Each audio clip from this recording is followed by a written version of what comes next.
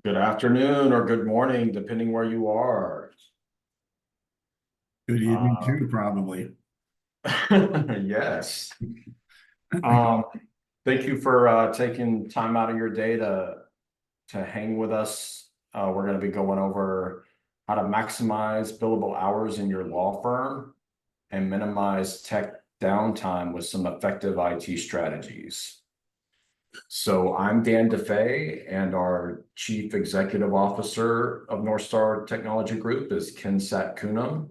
We're both the co-authors of Cyber Attack Prevention, an Amazon bestseller in the cybersecurity category. So let's go ahead and jump in. Just outline of today's talk is going to be the intro, how tech downtime affects a law firm's revenue, effective IT strategies to minimize downtime, what you can do now. At the end, we'll do a recap and a Q&A session. So a little bit about us. Ken and I joined forces late last year and merged our companies together to make one big company under North Star Technology Group. We made the Inc. 5000 this year for the first time. And we have about 32 employees, 27 cybersecurity and IT professionals, and I have extensive experience supporting law firms with IT and cybersecurity. All right, so minimizing tech downtime and maximizing revenue.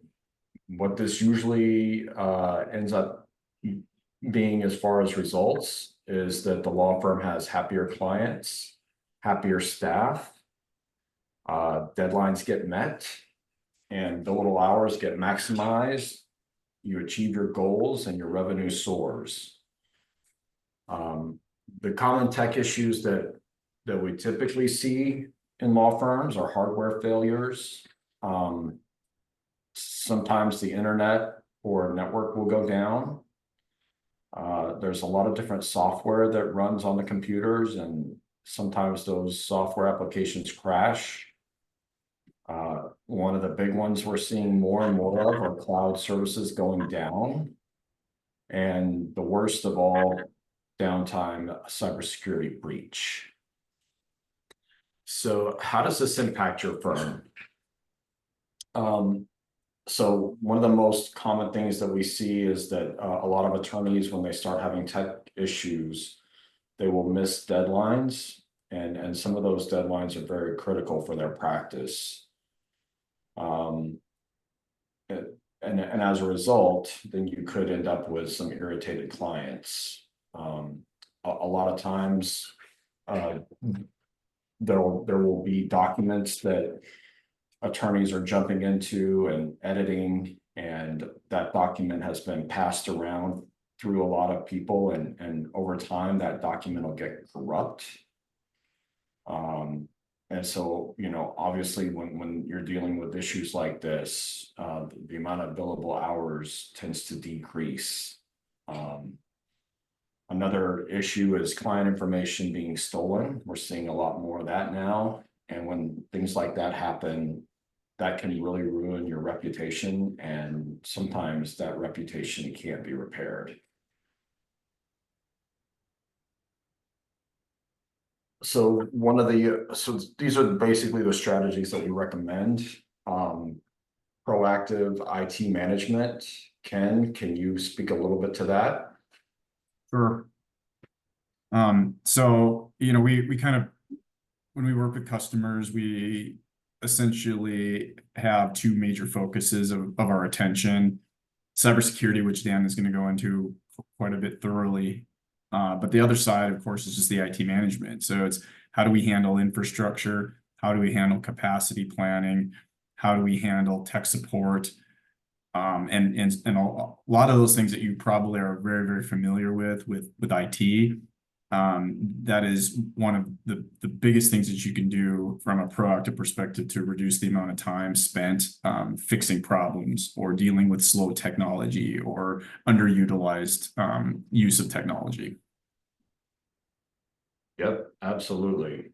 And usually what we see, especially firms that don't hire an IT company to help them, they're usually just chasing their tails and dealing with very reactive issues.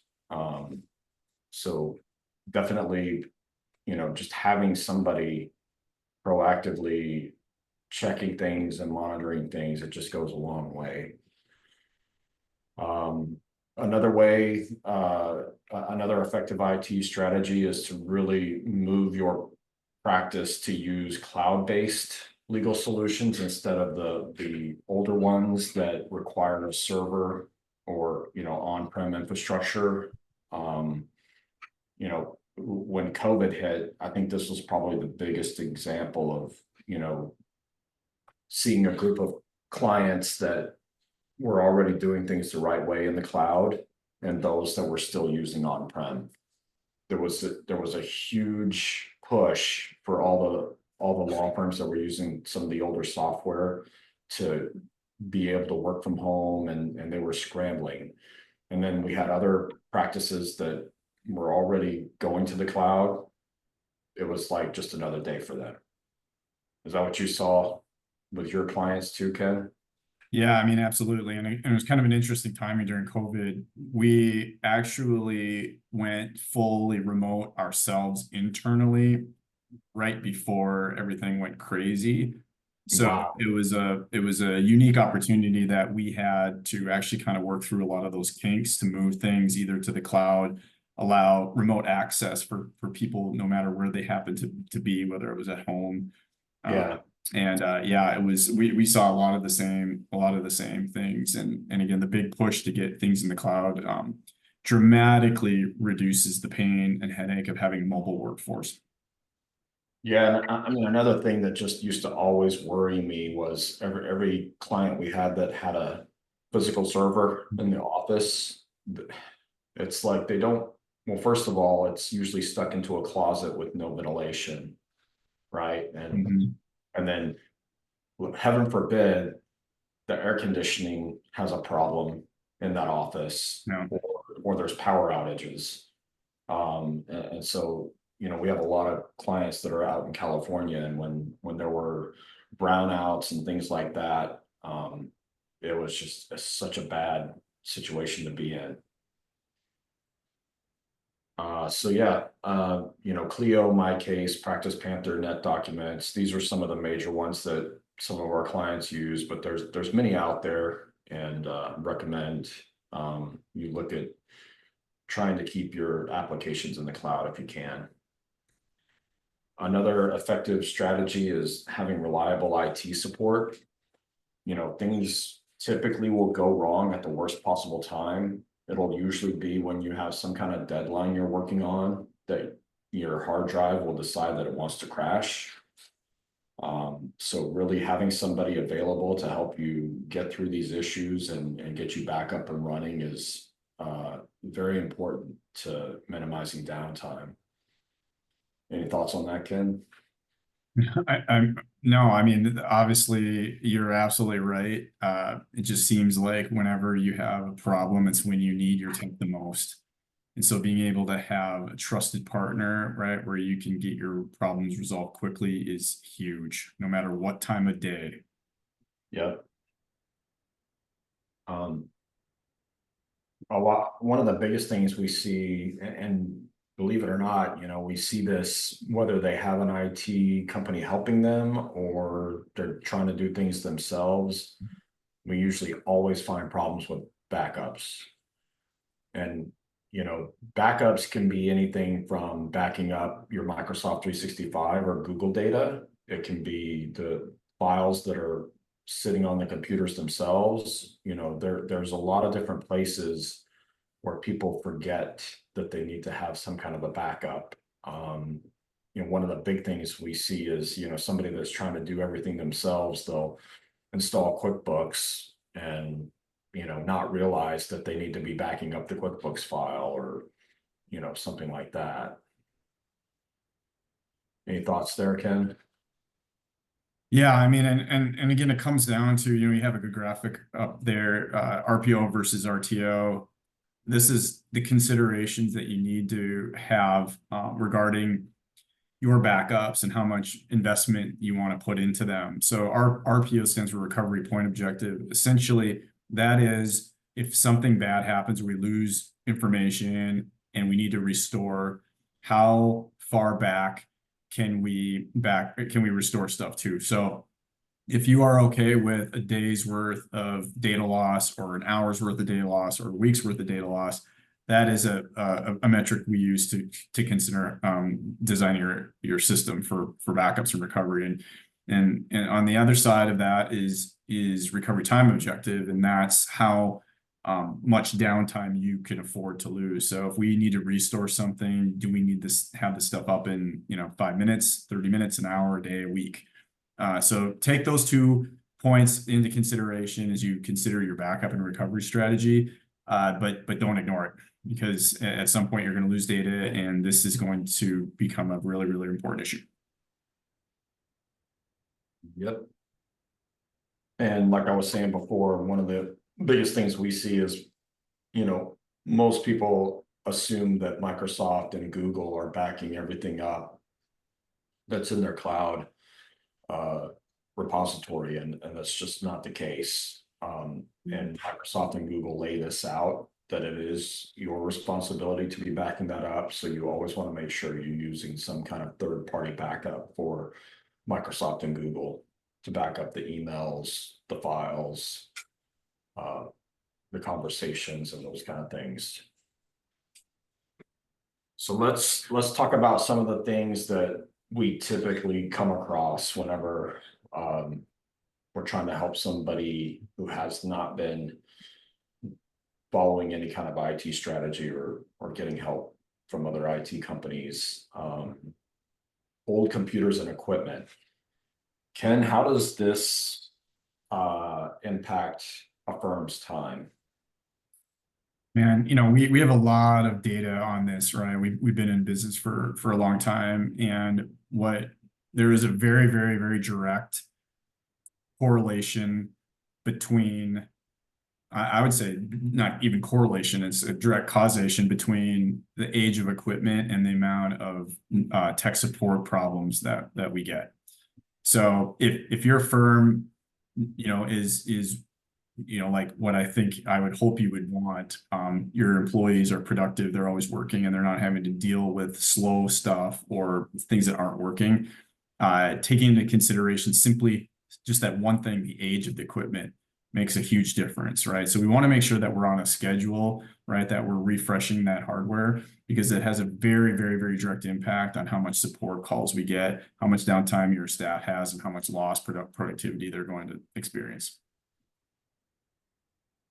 Yep. And, speaking more to that, a lot of times people have inadequate systems. A lot of times they'll, try to find the best bargain they can on computers, and, that can really be a waste of even more money.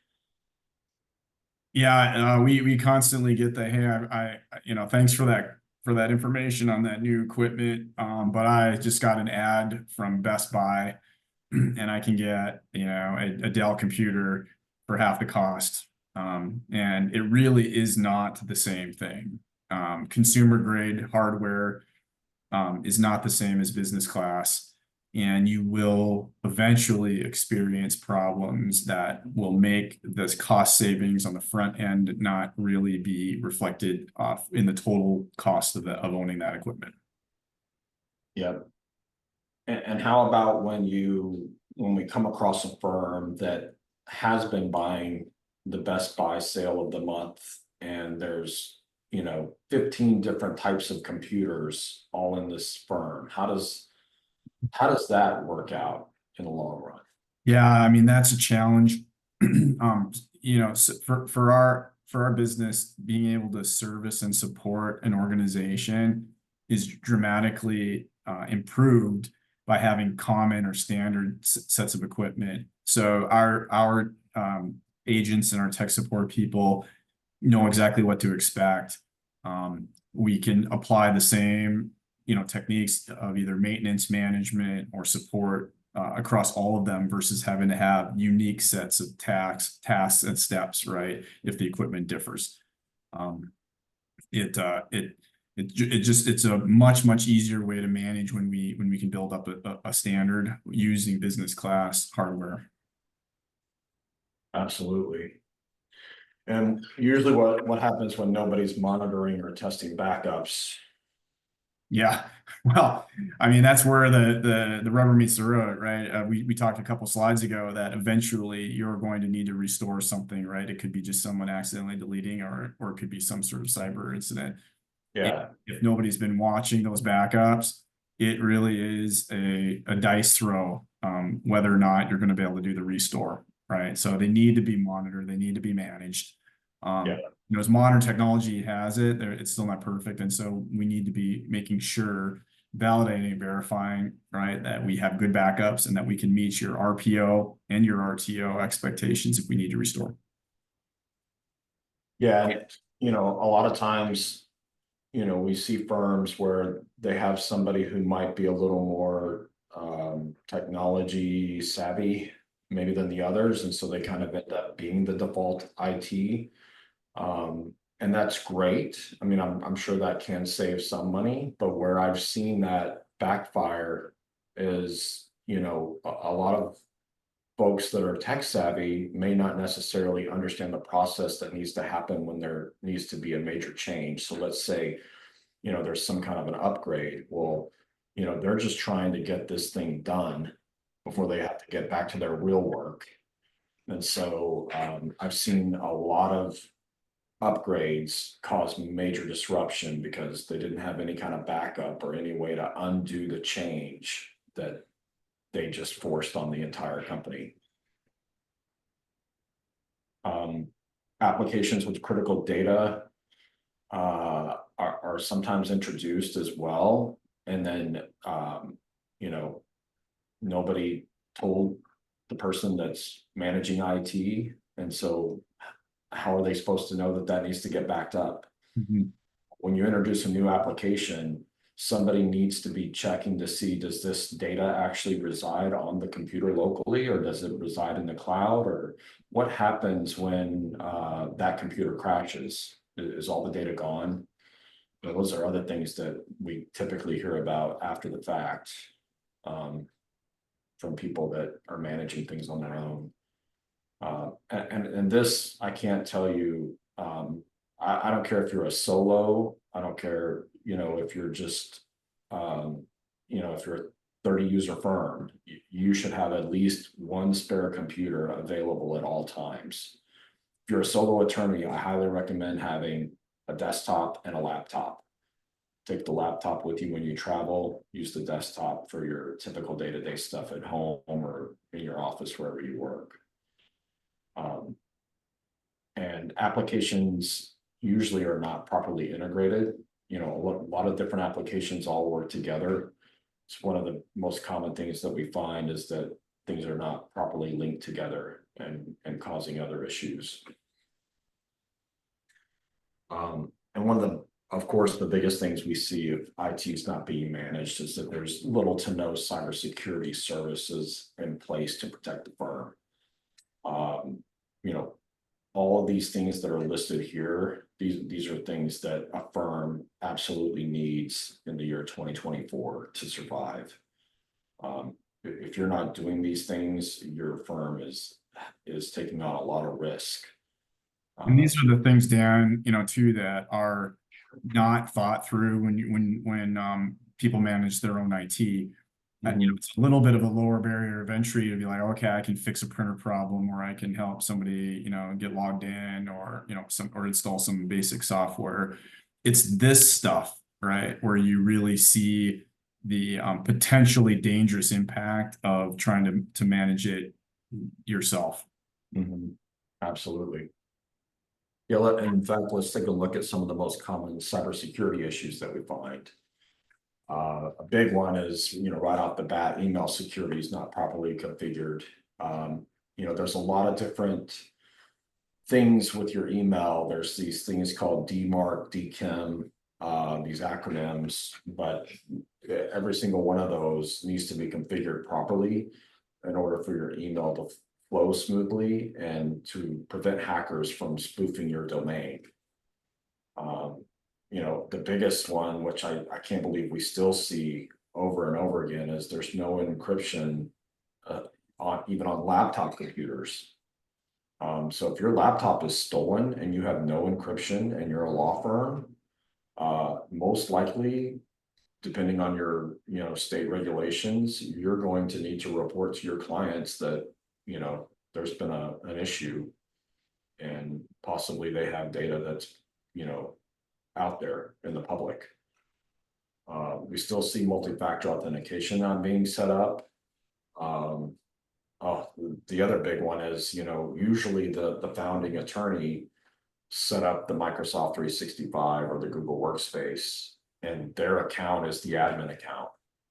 And sometimes they share that account with the whole firm. So, there's a lot of wide open gaps there. How many of them do we see that have cyber insurance, Ken? Well, I mean, it's a growing number, right? But we still see a decent amount of organizations that don't have cyber liability insurance. And I know we have a slide to talk about why that's important. But you wouldn't think about, driving a car without insurance, or buying a house and not having some kind of insurance, health insurance, all these different things are common knowledge. And I think more organizations are starting to realize the value of this, but we still see a lot that don't have this yet. Yeah, and usually we when we scan computers, if we're doing a risk assessment for a new potential client, there's all kinds of vulnerabilities and missing patches. And these are just basically open doors for bad guys to get in. And last but not least, there's usually a huge lack of security training or oversight. Everybody's just kind of doing their own thing, and that can lead to a lot of problems. So let's just kind of walk through tabletop a little bit here. How would a breach impact a law firm? Ken and I have both been through a lot of breaches where customers, that weren't clients of ours, got breached, and then we were able to jump in and help them get through that. And I don't know, Ken, I mean, I think it's got to be the worst experience somebody can go through in their life. Yeah, I mean, if your business is important to you, if your firm is important to you, for your livelihood, it is one of the most traumatic experiences to go through, because you don't know what's going to happen. You don't know, are you going to be in business anymore, or how is this going to affect your reputation, with your customers or prospects. So yeah, and we could do a whole session just on this. But at the end of the day, Dan, right, we're like, all this stuff, what we're trying to do is dramatically minimize having to go through this experience. And I know that some of this stuff is complicated and there's lots of steps to it, but it is absolutely necessary. Yeah, and I mean, besides the downtime, that we're talking about a damage to your firm that in some cases can't be undone. Downtime, that's bad enough as it is. But when it's downtime combined with, you not knowing when you're going to be able to operate your firm again, that just adds to the stress. Yeah, so, a lot of times people think, well, hey, I've got North Star protecting my firm now. Why do I need cyber insurance? And then sometimes I hear attorneys tell me, hey, we have cyber insurance. Why do we need you? How can we understand this? Yeah, so and we talk about a cyber incident as boom, right, or bang. And essentially, of course, that word elicits a certain response of something bad happening, right, or something sudden, startling. And in our industry, that's a cyber incident, a hack, a breach. So of course, it takes both sides, right? It's not an either or situation. So on the left side of boom is kind of where we come into play, and that is around prevention. So we implement certain things, people, process, and technology, right, to minimize the possible risk that there will be a boom event. And, you know, Dan lists some of those items there, right? Like the list is very, very exhaustive, really, to be honest. And you'll see another slide that has more of this. However, not everything can be guaranteed to be mitigated or stopped, right? So in the event of something, you know, the unlikely event of something happening, right, and there is an incident, the right of boom is where cyber liability insurance comes in. And that is where you are able to get some sort of financial support, right, to deal with the boom. And that could be, you know, handling legal communications, recovery. Depending on your policy, maybe there's some loss of business, right, that you can get some reimbursement for, right? But the truth is it can't be either, or it has to be both. Absolutely. Yeah, so let's just go through some tips here. You know, like I said, I've been helping attorneys for, you know, over 2 decades now. And one of the things that I see, I like to kind of meet with our very successful law firm clients and see what works for them and what makes them successful. And one of the things that I commonly see is that, especially for anybody who's billing time in the firm, you know, all of the attorneys and paralegals, they always have 2 computers. You just never know when one's going to go down. And, you know, there's sometimes there's a lot of updating and maintenance that has to be done. You know, that's what's nice about having 2. If that kind of thing is ever happening, you can hop in on the other one. Typically, most attorneys have about 3 monitors, sometimes even more. We've had a request for 6. But yeah, I mean, the more monitors, the better, I say. And then basically, you know, probably the best combo is just have a desktop at your main office or your home office, wherever you work the most, and then have a good laptop for traveling. I do not recommend buying a cheap laptop or a cheap desktop. I think you don't necessarily have to buy the most expensive one either, but you know, these are things that are going to make you, you know, thousands of dollars per day and, you know, tens of thousands of dollars per month. These are not things you want to really nickel and dime, because that can bite you in the end. It's your tool, right? Yeah. Yeah, you know, mechanics are not gonna chintz on their tools, right? Doctors are not gonna chintz on their tools. Lawyers should not either. Yeah. Another thing I highly recommend, you always have 2 internet connections. I'm going to talk, you know, the advantage of always having a hotspot. You can use your cell phone for a hotspot. Just understand that once it's in hotspot mode, your battery really starts to drain. So I myself, and I recommend this to other, you know, attorneys, paralegals, always have a hotspot backup internet in case your main internet goes down. You just turn that thing on and you're still working. The other advantage to this really is with traveling.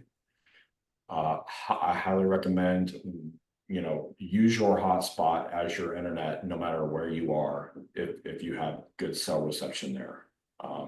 You know, we have tools that we can, you know, deploy onto your laptop that'll make it secure in case you do have to use public Wi-Fi.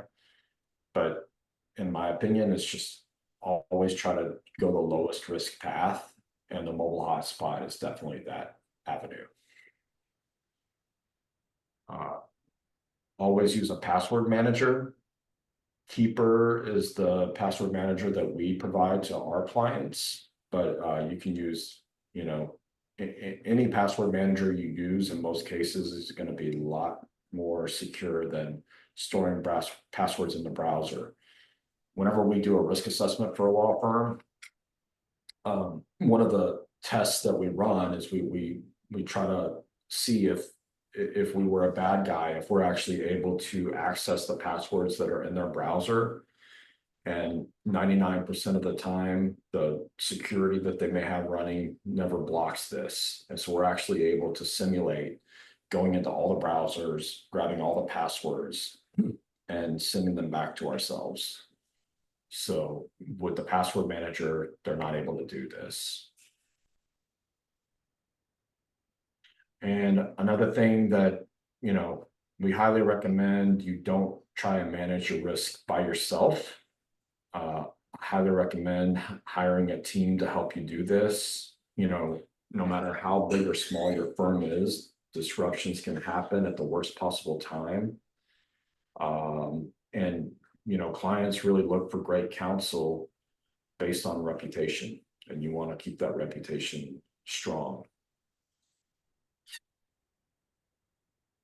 Another reason you're going to want to do this sooner rather than later is that there's going to be more regulations and higher expectations coming. Regulations coming from the government, places where you live, higher expectations from higher value clients. Higher value clients are starting to, you know, inquire, what types of things do you have in place to protect my data? So we're seeing a lot more of this. One of the more recent things we've seen is that CPAs and any company that has to deal with tax returns, they now fall under what they call the FTC safeguards rule.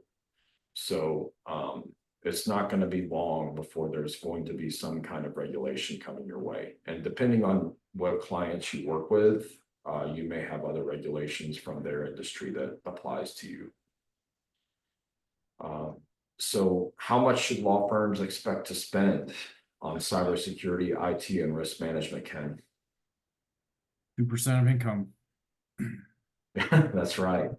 Well, typically we see that the most successful firms spend anywhere from 2 to 5% of their revenue on this. Yeah, and that's, I mean, that's mathematical, right? Like it's based on all the items that we've been talking about. So it's, you know, it's not just tech support, it's not just hardware, it's not just the applications used, it's not just cybersecurity, it's all of it, right? Yeah. And effectively make sure you manage your risk, keep yourself on left of boom, right? That's typically what we see. Yep. All right, so let's go over a winning strategy here. Do not buy computers and equipment based solely on cheapest price. We agree with that? Amen. Always have a spare computer ready. Absolutely. And we've seen this just recently of the importance of having a spare, especially if you have some complicated applications or data needs to have a spare. Yep. Make sure, and if you do this internally and you have maybe somebody on staff that, you know, wears the hat of IT, make sure they fully understand how your data is backed up, make sure they know how to restore, and make sure they're constantly monitoring that. As far as cyber liability insurance, highly recommend at least 1 million, but definitely talk to your cyber insurance agent. We just typically see that most of our successful law firms that we support have at least 1 million in cyber. Make sure that if you do have cyber insurance, that you're following the checklist so that your money is not being wasted. And if you ever have to use it, that they don't try to say that you were negligent and not pay your claim. And lastly, hire an IT company to manage your cybersecurity and minimize your risk of downtime and breaches with proactive IT support. And if you do this, basically you're going to have happier clients, happier staff. You'll meet the deadlines, billable hours will go up, reach your goals, and revenue will soar.